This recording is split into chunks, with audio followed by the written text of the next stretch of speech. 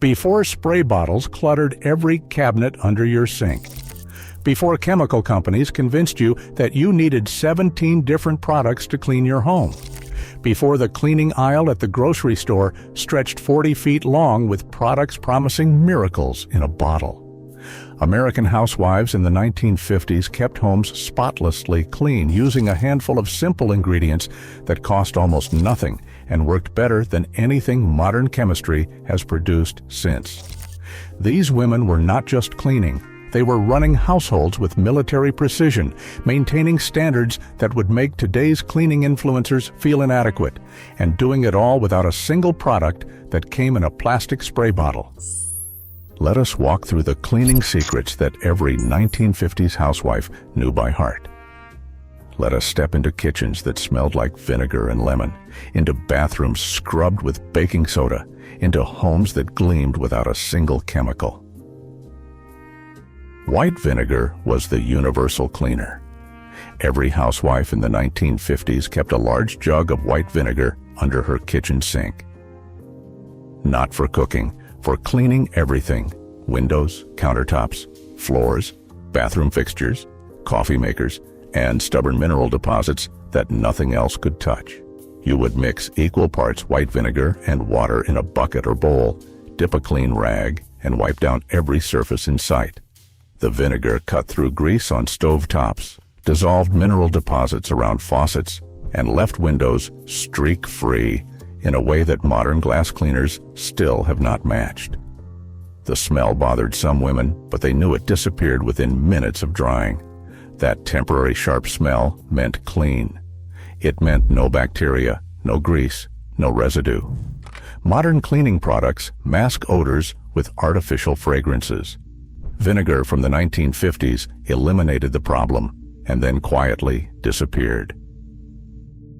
Baking soda scrubbed everything. Before Comet, before Ajax, before every abrasive cleaner that scratched surfaces and left chemical residue, there was baking soda. Cheap, gentle, effective, and already in every kitchen for baking purposes. You would sprinkle baking soda directly onto wet surfaces, sinks, bathtubs, tile grout, and scrub with a damp cloth. The mild abrasive action lifted stains without scratching porcelain. Mixed with a little water into a paste, it tackled stubborn oven grease and baked on food residue. Left overnight in a smelly refrigerator, it absorbed odors that would otherwise linger for days. The genius was in its dual-purpose nature. The same box sitting in the kitchen cabinet for baking biscuits could clean the entire bathroom. No separate products for separate rooms. Just a simple white powder that had been solving household problems for generations. Lemon juice was the secret weapon. When a housewife in the 1950s needed to brighten, deodorize, or cut through something particularly stubborn, she reached for lemons. Not lemon-scented cleaning products with artificial fragrance, but actual lemons cut in half and applied directly to the problem. Half a lemon rubbed across a cutting board that had absorbed garlic and onion smells lifted those odors immediately. The same lemon half rubbed around faucets and chrome fixtures left them gleaming without any chemical residue. Mixed with baking soda into a paste, lemon juice tackled rust stains on porcelain that seemed permanently embedded. If you are enjoying these forgotten household secrets, hit that subscribe button and ring the notification bell. The antibacterial properties of lemon juice were not fully understood by science in the 1950s, but housewives understood them instinctively. Food preparation surfaces cleaned with lemon stayed fresher longer. The natural acid did what chemical companies later bottled and sold at premium prices for generations. Boiling water solved more than you think.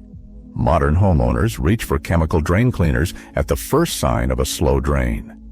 In the 1950s, housewives reached for the kettle.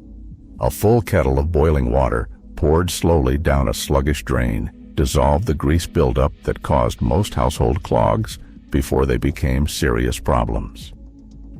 The weekly ritual of pouring boiling water down every drain prevented clogs from developing in the first place. kitchen drains, bathroom drains, and laundry room drains all received their weekly boiling water treatment as routine maintenance.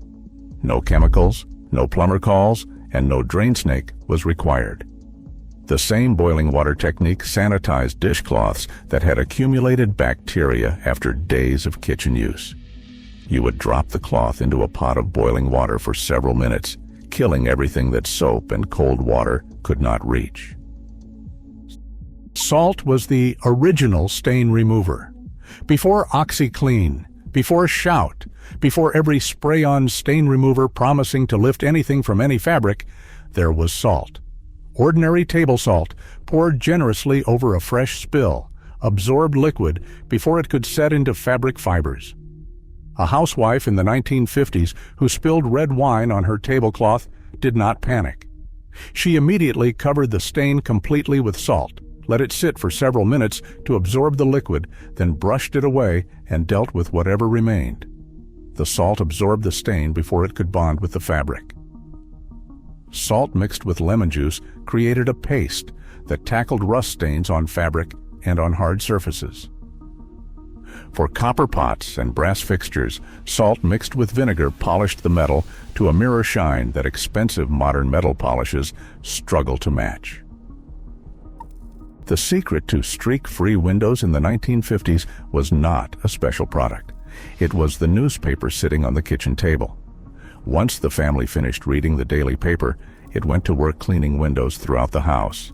The ink and paper combination created a mild abrasive effect that lifted grime, while the dense paper left no lint and no streaks behind.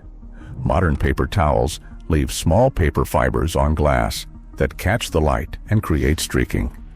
Newspaper left nothing behind, only a clean surface.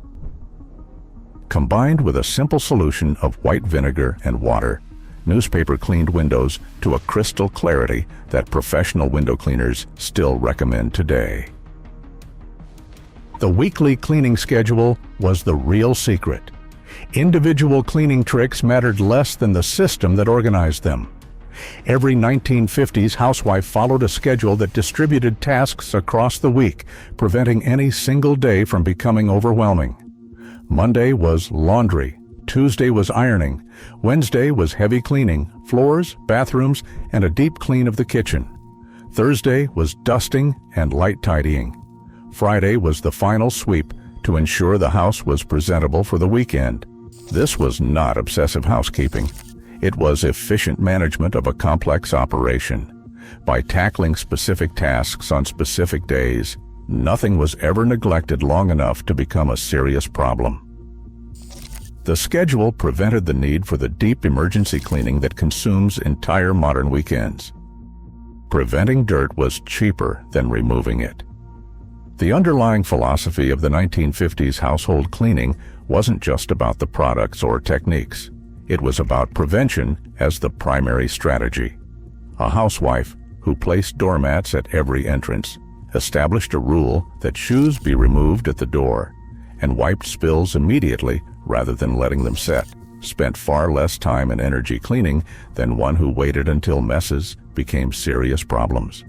Modern cleaning culture focuses on removal. The 1950s cleaning philosophy focused on prevention. Don't let the stain set. Don't let grease accumulate. Address everything immediately with simple tools, and it never becomes a significant problem. What these cleaning secrets shared was their simplicity. Vinegar, baking soda, lemon juice, salt, boiling water, and newspaper. 6 ingredients that together handled every cleaning challenge a household presented. No plastic bottles, no chemical warnings, no expensive specialty products for specific surfaces. These women didn't need 40 bottles under the sink. They just needed to know what worked.